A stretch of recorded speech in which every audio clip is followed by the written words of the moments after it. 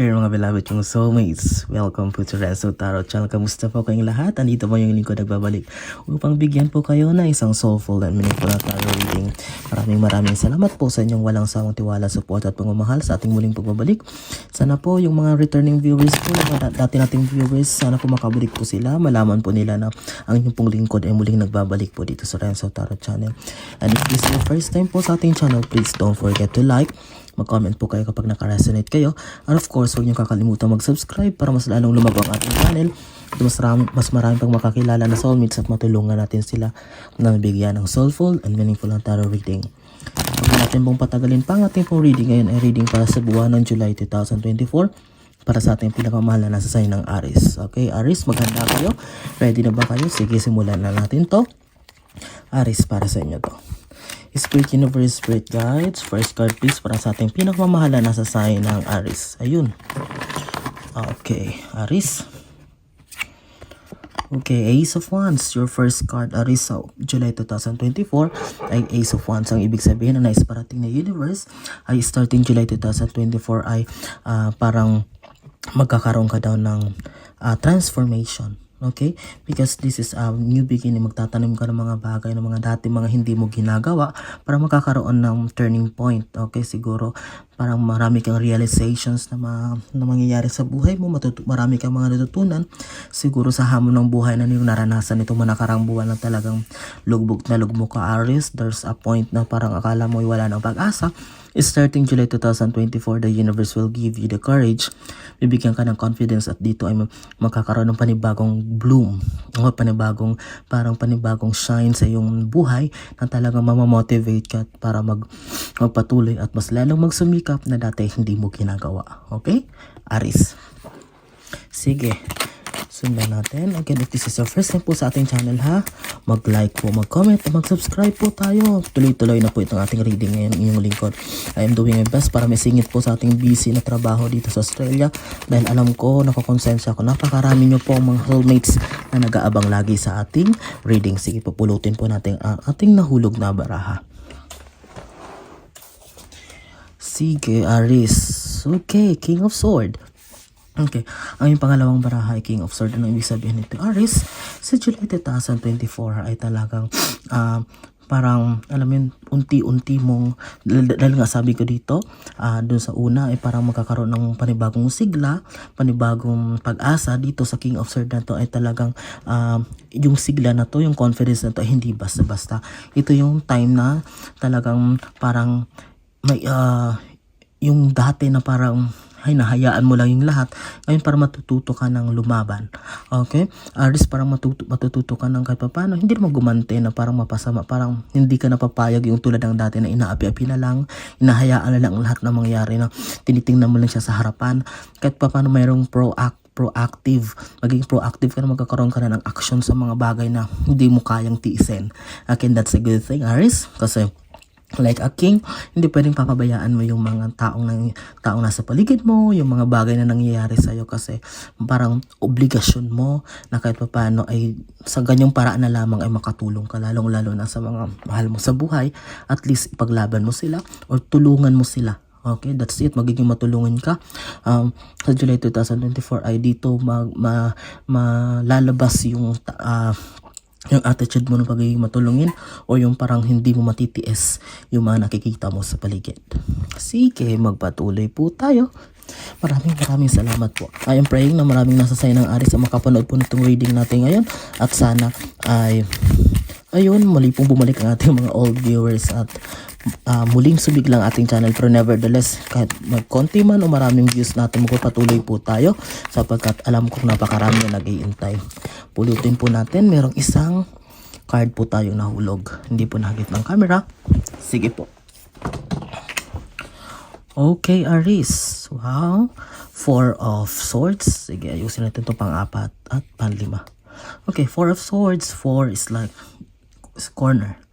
Okay, ang ibig sabihin nito, Aries, ay parang nakakulong ka daw sa isang corner, sa isang box na parang hindi mo alam ang gagawin mo. Starting July 2024, baguhin mo daw ito. You need to have rest. Okay, matuto kang kahit paano ay take it easy, i-relax naman ang sarili mo. Huwag masyadong magpaka-stress sa mga problema. Huwag masyadong mag-iisip kasi talagang mahihirapan ka.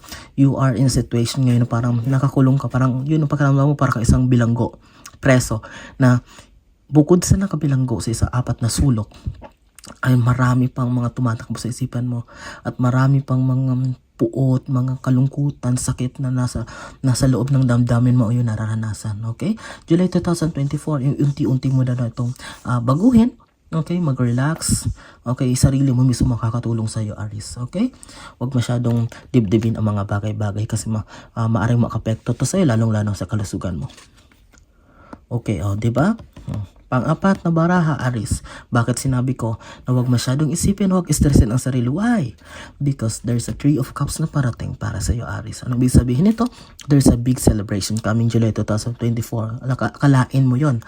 After all the hardships, matapos ang lahat ng mga kalungkutan, paghihirap na iyong naranasan, Aries, sa mga nakaraang buwan, nakaraang taon, ay bakit may biglang malaking celebration na parating? Okay? Siguro meron iba sa inyo papasa sa board exam, na na-pressured kayo, matatanggap sa dream job na pinapangarap nyo, may ma-approved na visa, merong siswertihin sa negosyo, biglang magbo-boom, biglang sisikat, mag-grow ang inyong content, may mga content creator, and think about celebration. Talagang magbibigay sa iyo ng lubos ng kasiyahan, magbibigay sa iyo ng lubos ng fulfillment, okay? Magiging masaya ka talaga sa July 2024, malayong malayo sa mga kalungkutan at pagiging down mo ng mga nakaraang panahon. Okay? Sige. At least nabigyan ka ng pag-asa, Aries. Pang-5 baraha. Another royalty card. Lumabas yung King of Swords, ngayon Queen of Swords. Tingnan mo. Nakaharap na dito si Queen of Swords. Tapos na. Ano ibig sabihin nito? Ayan ka. Nagkaroon ng biglang napakalaking confidence, but napagtagumpayan mong lahat dahil hindi ka sumuko, dahil tinanggap mo ang hamon ng buhay at talagang nagpatuloy ka. Sabi ko nga, magiging matagumpay ka. Tapos na ang laban. Look at the Queen with a crown, golden crown, at nakataas pa yun. Okay, ako to, napagtagumpay kong lahat. I deserve this.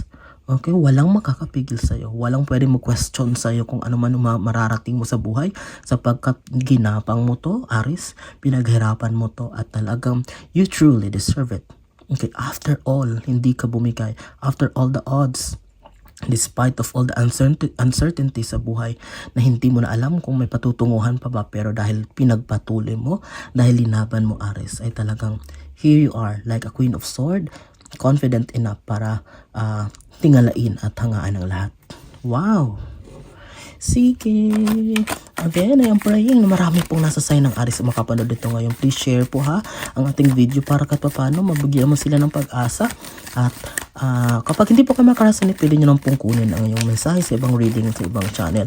And please don't forget to like, mag-comment, at mag-subscribe. Sige. Sige. Napakagandang reading. 6, 7, 8. Okay. Pang-anim mong baraha. Tingnan mo ha. 10 of Swords. Talagang pinapakita lang nito na grabe yung pinagdaanan mo. Hindi lang, tingnan mo, hindi lang basta ka bumagsak sa lupa. Talagang napakaraming tumusok sa likod mo. No? Swords, napakaraming nag-backstab sa'yo. Pinagtulungan ka. Alam mo yung tuwang-tuwa sila na nakita kang down. Tuwang-tuwa sila na bagsak ka. But sa pelikula nga, di ba, yung bida sa una lang nagpapatalo, later on sila pa rin ang magwawagi kasi there's a big celebration na nangyari. There will be a transformation na nangyari. Ito lang, manifestation, flashback lang ito ng mga nangyari. At ngayon, meron pa rin mga gabi na hindi ka makatulog ngayong June, but completely magbabago yan sa July 2024. Aries, pinapakita lang nito yung pinagdaanan mo. Grabe, hindi basta-basta. Kung iba-iba, magi-give up na. Kung iba-iba talagang susuko na sa pinagdaanan mo. Pero ikaw, nagpatuloy ka, talagang grabe yung courage mo. Napakatapang mong klaseng tao. Sinasaluduhan kita dyan. At napakagrabe. Kasi, alam mo yun, kung talagang kung iba-iba, hindi to kakayanin yung problema. Siguro yung iba, ay talagang nag-give up na. Okay, hands off na ako, tama na. Pero here, you are talagang nilaban mo. Talagang you really not give up. Pinatunayan mo sa sarili mo at sa ibang tao na hindi ikaw yung klaseng taong sumusuko. And with this, kasama dito yung learnings na sana matuto ka na. Kung sana matutunan mo, nakontrolin na, mag-cut off ng mga taong nung panahon ay hindi ka naman tinulungan bagkos pinahirapan ka pa, lalo ng mga kala mo totoo mong kaibigan, mga kamag-anak mo, pero yung pala eh, wala naman, pinagkaisahan ka pa. Okay, this is all about learning na sana matutunan mo, Aries. Pag itong baraha, heartbreak, Three of Swords, grabe. Okay, talagang down na down ka, talagang na-depress ka, na-stress ka, talagang mentally, physically, talagang grabe. Hindi, paano ko masabing grabe, no? Bagsak sa lupa, tinusok, at here are yung puso mo. Talagang, siguro mayroon nitong iba sa inyo na naapektahan na rin yung kalusugan, lalo especially sa heart, naninigip ang dibdib, hindi makatulog na maayos, mataas yung hypertension, nag-high blood, mataas ang sugar, naapektuhan sa kakaisip ng mga bagay-bagay, sa kakaisip ng mga issue, ng mga salita na pinupukol sa iyo, gawa-gawang kwento na wala namang katotohanan. Naririnig mong kwento na ganito, mga naniningil, mga sabay-sabay na mga paninira, sabay-sabay na alam mo yun, nagsara, may nalugi, na bankrupt ka, na na-scam ka, or sabay-sabay na nagdulot talaga sa'yo ng grabe na kalungkutan sa puso mo. Okay, mag-comment ka nga, Libra, kung makaresonate ko dito. Okay? Wow. Okay. But tapos na yon, Libra, mag-move on ka kasi July 2024, ito yung kagandahan eh, di ba sabi ko, Aries, ito yung kagandahan para sa'yo na hindi ka sumuko. Talagang pinakita mo, at isa sa dahilan kung bakit i-bless ka pa rin ng universe sa ating July 2024 dahil aside from matapang ka, hindi mo nakakalimutan na tumulong sa iba, Aries, at hindi mo nakakalimutan na mag-share kahit walang-wala ka na binibigay mo pa rin. Okay, that's your personality. Matik yan sa'yo na kapag nakakakita ka ng mga taong nangangailangan ng tulong ay talagang hindi ka nagdadalawang isip na tumulong. Yun ang gustong-gusto ni universe. Favorite niya yung mga taong matulungin. At hindi basta-basta sa tamang panahon. Hindi siya basta-basta papayag na hindi rewardan ang mga taong ganyan. Okay? Ito yun. Okay? Yan yung naging dahilan kung bakit sa starting July 2024 may transformation, may big celebration na mangyayari sa buhay mo, Aries. Okay? Last two cards para sa reading sa July 2024. Napakagandang reading. Sana ay maraming Aries ang makapanood nito ngayon. Spirit Universe, first guide, last two cards. Ayun, may nahulog na isa pa po. Ayun. Sige. Dalawa, bali tatlo. Bonus card na lang natin yung isa. Okay? Sige. Ito po yung pang-siyam. Tapos may dalawang 10, 11 bonus card na po natin. Sige, pang-siyam na baraha. Okay. Knight of, yung pang-siyam mong baraha, July 2024, Aries, is you will be given a chance to lead. Ito na yung matagal mong inaantay. Meron dyan sa inyo, alam ko, Aries, na matagal nag-antay ng promotion, na busy mag-asikaso ng mga papel, but July 2024, answered prayer kayo, mapopromote kayo, magli-lead kayo, magiging manager kayo, ano man yung pinapangarap nyo. Okay? Merong iba sa inyo na makikilala, hahangaan, mag-grow, sisikat. Okay, huwag kayong mawala ng pag-asa, Aries. Okay, July 2024 is all about transformation, new beginning, and with that, congratulations.